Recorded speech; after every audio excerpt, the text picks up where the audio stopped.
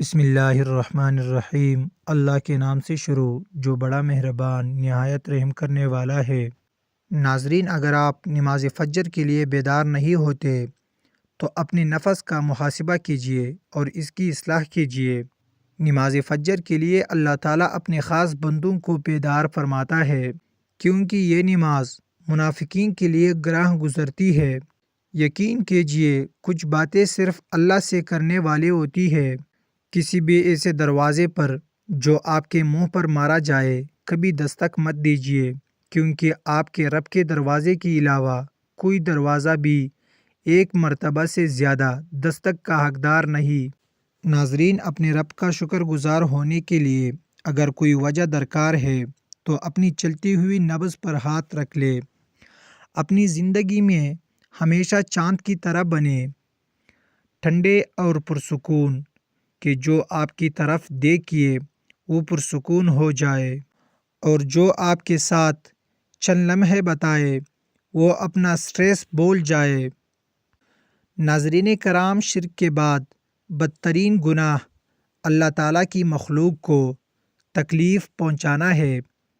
ہر سنی سنائی بات پہ یقین مت کرو، کیونکہ جھوٹ سچ سے زیادہ تیزی سے پھیلتا ہے۔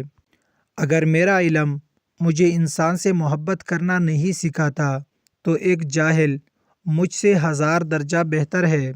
کچھ نیکیاں ایسی بھی ہونی چاہیے جن کا اللہ کے سوا کوئی گواہ نہ ہو۔ جب دنیا تمہیں گرانے اور جھکانے میں مصروف ہو، آپ کے لیے بہترین پوزیشن سجدہ ہے۔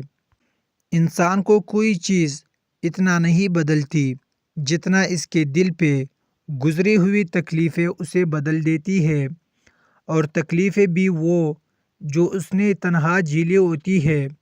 ناظرین، اگر آپ سچ بولنے کی عادی ہے تو سن لے، آپ سے محبت کرنے والے دن بدن کم اور نفرت کرنے والے زیادہ ہوتے جائیں گے۔ کسی کو کمزور اور حقیر نہ سمجھو، کیونکہ راستے میں چھوٹا سا پتھر بھی آپ کو منہ کے بل گرا سکتا ہے۔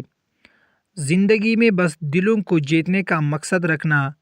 دنیا جیت کر تو سکندر بھی خالی ہاتھ گیا۔ ناظرین، اگر کامیابی چاہتے ہو تو نمازی بن جاؤ، کیونکہ نماز کے بغیر کوئی بھی کامیابی ممکن نہیں۔ خاموشی اختیار کر لینا دب جانے کی علامت نہیں، ترجیحات کا فرق ہے۔ ہر بات اور ہر بندہ جواب کا مستحق نہیں ہوتا۔